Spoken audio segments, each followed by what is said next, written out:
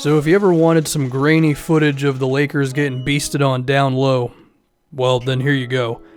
The other thing that these clips are going to do for us is show that, against certain centers, the Lakers' switchable, everything small lineups are probably not going to work, and they're going to need some more size. I think the idea behind it is they want to have a Warriors-esque lineup of death thing. Unfortunately, they don't have Draymond Green, so I don't think the results will be as good. So I think they're going to have to acquire some more meat up front for certain situations. Now, they do have some centers coming in. They've got Mo Wagner, who's injured at the moment. He definitely tries hard on defense. I just don't think he has the athleticism or the defensive chops to make an impact right now. So while he could be the answer, I would lean towards no. But they're going to need more than JaVale McGee, because one thing with JaVale is while he was good for the Warriors, they were only playing him about 15 minutes a game tops. So you're probably going to need to help him out a little bit more.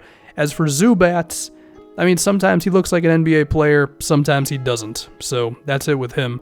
Now, one thing is, the Lakers want to get a max player next season, so they should not trade for someone like a Hassan Whiteside, who could fit in, but he's also on a 2-year deal that makes a lot of money. As far as what the Lakers could actually trade, some people would tell you KCP. I kind of disagree there. I know he's not perfect. He takes some bad shots, but he is still a 3-and-D athlete. I think names like Lance Stevenson or even Michael Beasley could be traded down the road, because I think one of these guys could fall out of the rotation eventually. And now, for the first name, it's Dwayne Dedmon of the Atlanta Hawks, who is on a 1-year deal.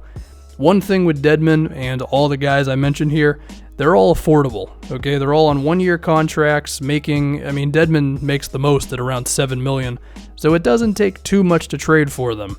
And the thing with Dedmon is, he's basically a better version of JaVale McGee, where he can roll to the basket, he can be an alley-oop target, which would be great on a Lakers team with Rajon Rondo and Lonzo Ball and LeBron James to pass him the ball. Pretty effective transition 5, and physical as hell. No fear with him, and a pretty decent rim protector and defensive player overall. He's bounced around a couple of teams, but he's always been pretty good if you ask me.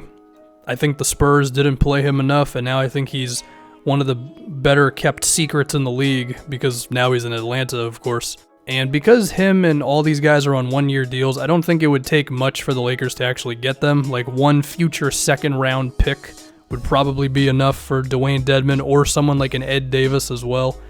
Now this footage is him in Portland, where he's spent, I think, all of his career. He's now on the Nets, so he would not be able to be moved until December 15th, similar to a couple guys here.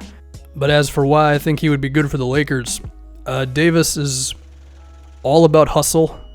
He's a little undersized, but he makes up for it by just playing really hard. He has been one of the best rebounders in the league for a while now. The actual rebound per game number would not suggest it as much, just because he doesn't get all the minutes in the world. But based on percentages and all that, the dude is right up there with like Andre Drummond and Enes Kanter and all those guys. And that's all the Lakers need. They just need someone who can give them about 15 minutes a game sporadically.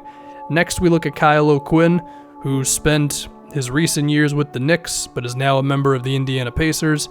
He's making about $4.5 million, so the Lakers could just throw 1 or 2 of their minimum contracts at Indiana, throw a second-round pick in there, and you'd be pretty close to getting a deal.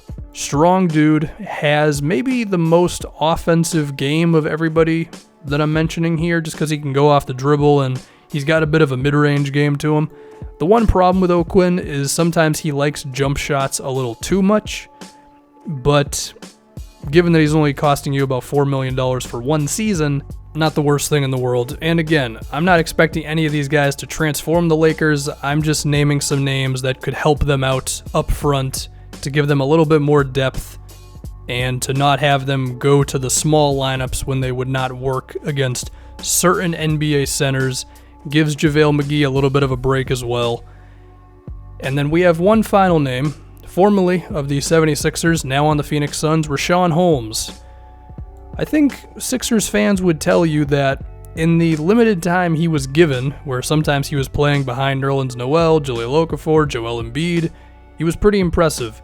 Similar to Ed Davis, a lot of his game is just hustle, but I would say he's a stronger big man than Davis is, so he could perhaps get a little more physical around the basket, grab some offensive rebounds, defend the low post pretty effectively, but he's also got enough hops to where he can make some plays above the basket as well, and given how much this Lakers team wants to run, that could be pretty good. He's also the cheapest dude here. He's making less than $2 million a season, so very affordable, Shaun Holmes is.